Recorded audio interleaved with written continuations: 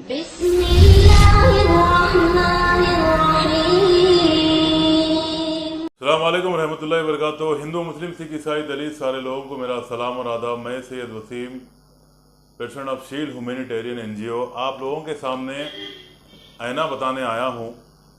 जो गोदी मीडिया और बीजेपी गवर्नमेंट और RSS बीजेपी बजरंग दल के हिंदू आतंकवादी, हिंदू आतंकी, भगवा आतंकी जो लास्ट ईयर ये कोविड-19 के नाम पे, कोरोना वायरस के नाम पे जो जुल्म किए हैं भारत देश के हमारे मुसलमानों पर।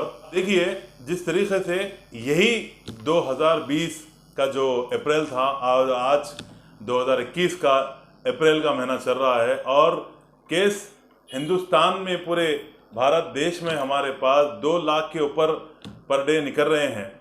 और वो लास्ट ईयर जो अप्रैल था जब 5,000 से 7,000 केसेस थे और बीजेपी गवर्नमेंट अपनी गैर जिम्मेदारी छुपाने के लिए जो तबलीगी जमात के ऊपर अपना ये पूरा कोरोना वायरस का पूरा दोष, पूरा जो है सो इल्ज़ाम निज़ामुद्दीन मरकज़ के ऊपर डाल दिया गया था। उसके साथ में गोदी मीडिया ने उनका पूरा साथ दिया।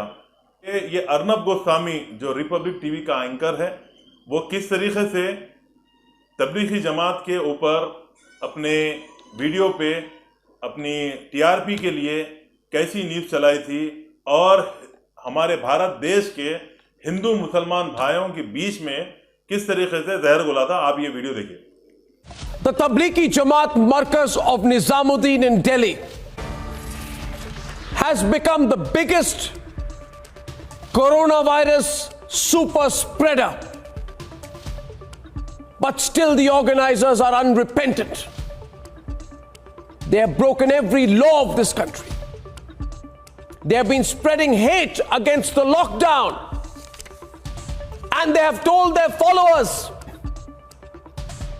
to do everything possible to defy and defeat the national lockdown. And as of now, as of this minute, at least, and I underline the word at least, 118 coronavirus positive cases come from this Islamic congregation alone. This Islamic congregation has also at least effectively 3,000 corona suspects. All those who broke the lockdown. देखा आपने जिस तरीके से ये एक मैं anchor के बारे में बताया। आप जानते हैं हमारे भारत देश में जितने भी गोदी मीडिया है ये सारे लोग तबलीगी जमात निज़ामुद्दीन मरकज़ बोलकर पूरे हिंदुस्तान में, पूरे हमारे भारत देश में हिंदू मुसलमान में बीच में जहर डाल दिया गया था। उससे नतीजा ये हुआ था कि आप जानते हैं कि कई RSS के भगवा आतंकी फ्रूट वालों को पकड़ के मार रहे थे, तरकारी बेचने वालों को पकड़ के मार रहे थे। जहां पे भी टोपी और दाढ़ी पहन के लोग अगर दिखे तो उनको कोरोना फैलाने वाले, कोरोना जहादी है बोल के मार रहे थे। ये ऐसे हमारे पास लास्ट ईयर माहौल देखने में मिला। और आज 2021 में आप जानते हैं कि कुंभ का मेला चल रहा है उत्तराखंड में। 5 लाख से ज़्यादा वहाँ पे तादाद है और पूरे जितने भी साधु संतों की जमात है, साधु संतों की जो जमात, वो तबलीगी जमात, ये साधु संतों की जमात, ये अब यहाँ पे लाखों की तादाद में लोग जमा हैं। और गोदी मीडिया के मुंह पे किस तरीके से टेप लगा हुआ है, किस तरीके से गोदी मीडिया खामोश बैठी हुई है, कोई इसके ऊपर बहस नहीं हो रही है, कोई गोदी मीडिया इसको कवरेज करके नहीं बता रहा है। जबकि हर दिन उत्तराखंड में जितने भी साधु संत वहाँ पे पानी नहा रहे हैं, वहाँ पे स्नान कर रहे हैं, अपने पापों को धोने के लिए जो भी वहाँ पे किया जाता है, जो भी वहाँ पे प्रोसेस होता है, उसके तहत ये कोरोना वायरस के जितने भी पेशेंट निकल रहे हैं वहाँ पे हर दिन 1,000 से ज़्यादा केसेस निकल रहे हैं।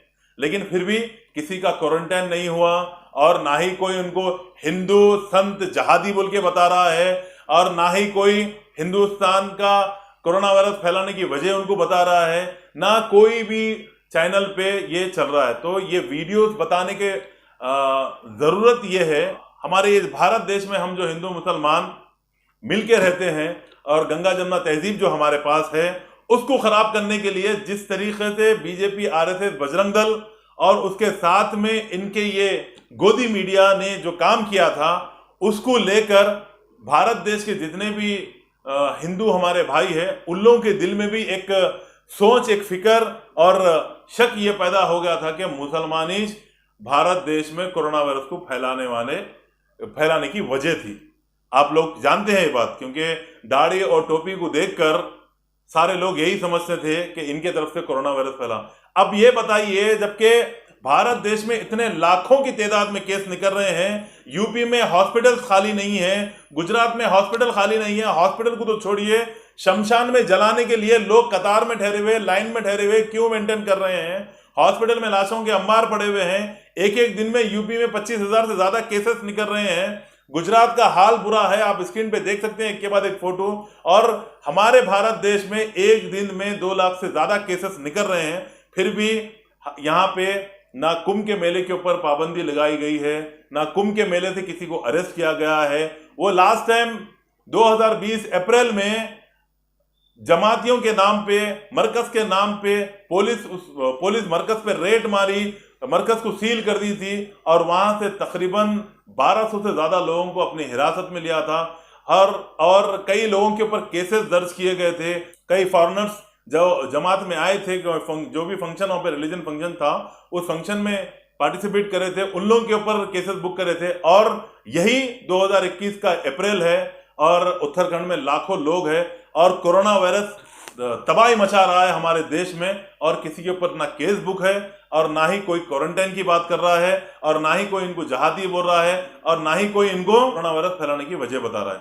तो ये जो दोरंगी है और जो इस्लामिक फोबिया जो हमारे सामने आके हिंदुस्तान के हिंदू मुसलमान लोगों के बीच में जो जहर घोल रहा है, हम उसके किस तरीके से शिकार हो रहे हैं, होते रहे हैं और एक दूसरे के दिलों में नफरत आ रही है। तो मैं आप लोगों के सामने ये वीडियो बनाने की वजह यह है कि मीडिया और बीजेपी, आरएसएस, बजरंग दल तो हिंदू मुसलमान को लड़ाना चाहती है। अगर हमारे भारत देश को बचाना है, शांति और उन्नति को कायम करना है, तो आपस में मिलकर रहिए, इन लोगों के बातों में मत आइए। अब आप लोग हुकूमत से सवाल करें, चाहे हिंदू हो या मुसलमान हो, कोई भी हो, आप लोग सवाल करें हुकूमत से कि इतने केसेस होने के बाद उत्तराखंड में ये परमिशन दिया किसने? हर वक्त ये फेस्टिवल 6 साल में एक बार फेस्टिवल आता है। अब के बार अगर कोरोना वायरस के ये जो लहर चल रही है, जो भी पेंडेमिक चल रहा है, इसमें अगर आया है तो उसको रोक सकते थे। देखिए, अभी भी मुसलमानों में ये जो रमजान का महीना, हमारा जो महीना चल रहा है रमजान का महीना, इसमें इबादत एहतियाती तौर पे हो रही है, सोशल डिस्टेंस कई जगह मेंटेन किया जा रहा है। और हैदराबाद में खासतौर हमारे तेलंगाना गवर्नमेंट, कई मसाजिद में लेडीज की तराबियों को रोक दी गई है, तराबियों को नहीं जा रहे हैं हमारे पास, एहतियात कर रहे हैं कि कोरोना वायरस ना फैले, अपन भी बचे और आगे वालों को भी बचाए बोलकर। लेकिन ये जो दोगलापन हो रहा है, कहीं पे जो लाखों की तादाद में लोग जमा है, उनके ऊपर कोई कानून नहीं है और मुसलमानों के ऊपर कानून होता है, तो यही कहीं ना कहीं ये सोचने पे मजबूर हो जाना पड़ता है कि क्या कानून सिर्फ मुसलमानों के लिए है, दूसरों के लिए नहीं है। स्टेटों में जो इलेक्शन चल रहा है, क्या वहां पे कोरोना वायरस नहीं आया है? क्या वहां पे कोरोना वायरस को परमिशन नहीं दिया गया है कि यहाँ पे नहीं फैलना? क्या ये हुकूमतों के हाथ में है कोरोना वायरस को फैलाना या कम करना? ये सवाल आपके ऊपर है कि आप हुकूमत से करें। उम्मीद करता हूँ आपको मेरी वीडियो पसंद आई होगी, जरूर आगे शेयर करें। अस्सलाम वालेकुम रहमतुल्लाहि व बरकातुहू।